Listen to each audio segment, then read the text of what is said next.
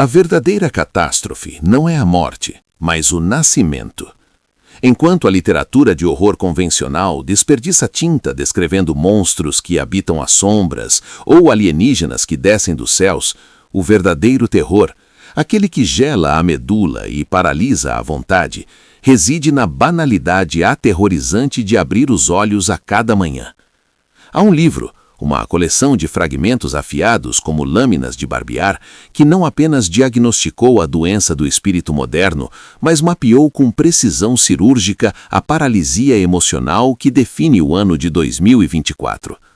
Não se trata de uma distopia barata de ficção científica, nem de um thriller psicológico manufaturado para vender em aeroportos. Trata-se da filosofia corrosiva, elegante e insuportável de Émile Cioran, especificamente em sua obra Do Inconveniente de Ter Nascido. Vivemos em uma era onde a ansiedade foi mercantilizada, transformada em estética de redes sociais e tratada com placebos motivacionais. No entanto, o que sentimos hoje não é mero estresse, é uma falência ontológica. A relevância brutal deste pensador romeno radicado na França reside na sua recusa em oferecer esperança. Enquanto Jean-Paul Sartre ou Albert Camus tentavam construir sistemas ou encontrar uma dignidade no mito de Sísifo, Cioran olhava para a pedra rolando morro abaixo e ria da estupidez do esforço. Para o leitor contemporâneo, habituado à literatura higienizada e politicamente correta que inunda as listas de mais vendidos, a prosa de Cioran atua como um veneno necessário. Ele não quer salvar ninguém. Ele quer que você sinta o peso insustentável da consciência. A estrutura literária que Cioran adota, o aforismo, não é uma escolha preguiçosa, mas uma necessidade formal ditada pela fragmentação da psique moderna. O aforismo é a literatura do colapso. No século XIX, romances torrenciais de 800 páginas, como os de Balzac ou Dickens, tentavam abarcar a totalidade do mundo social. Eram obras de construção, de arquitetura sólida. Cioran, escrevendo na segunda metade do século XX, compreendeu que a totalidade havia se estilhaçado.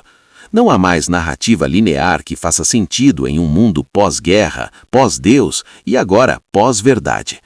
O aforismo cioraniano é um escombro. É o que resta depois que a explosão acontece. Cada sentença é autossuficiente, um universo de desespero comprimido que dispensa contexto, assim como a nossa atenção fragmentada pelo algoritmo dispensa a profundidade. Ao analisar a técnica estilística, percebe-se que Cioran opera na fronteira do sublime negativo. O conceito de sublime, teorizado por Longino na antiguidade e depois por Kant, geralmente se refere a uma grandeza que excede a compreensão, como uma tempestade no oceano. Cioran inverte essa grandeza para dentro. O abismo não está fora, o abismo é a própria insônia. A insônia, tema recorrente que o atormentou desde a juventude na Romênia dos anos 30, funciona na sua obra não apenas como biografia, mas como uma categoria epistemológica. Quem não dorme, não se ilude. O sono é a única trégua que a natureza concede à consciência. A insônia é a lucidez ininterrupta, e a lucidez total é o inferno. A crise de ansiedade de 2024 é, em essência, uma insônia coletiva globalizada, onde as telas nunca se apagam e a mente nunca repousa. É fascinante notar como a crítica literária acadêmica muitas vezes falha em categorizar Cioran.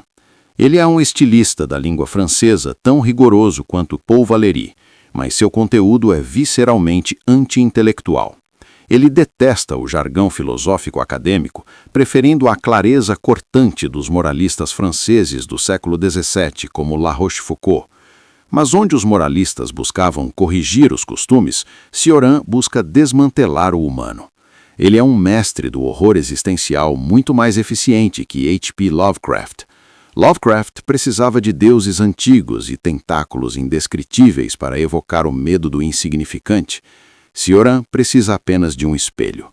O horror cósmico em Cioran é a percepção de que somos um acidente biológico sem propósito, poeira consciente sofrendo por ser poeira. Historicamente, a transição de Cioran do romeno para o francês marca um momento crucial de autonegação literária. Ao abandonar sua língua materna, ele impôs a si mesmo uma camisa de força linguística. O francês, com sua rigidez sintática e precisão cartesiana, serviu para conter o fluxo vulcânico e bárbaro do seu temperamento balcânico. Essa tensão entre a emoção violenta e a contenção formal cria uma eletricidade estática em cada página. É essa tensão que falta à literatura contemporânea, que ou é puramente cerebral e fria, ou é um derramamento emocional sentimentaloide sem forma.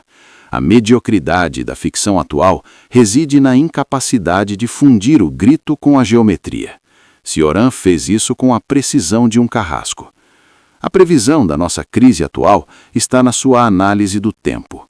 Para Cioran, o tempo não é uma linha que leva ao progresso, é uma queda. A obsessão moderna pelo futuro, pela produtividade, pelo vir a ser, é a fonte de toda a angústia. Em Do Inconveniente de Ter Nascido, publicado originalmente em 1973, ele disseca a nossa incapacidade de habitar o presente sem tédio. O tédio, para ele, é a revelação da nulidade da existência.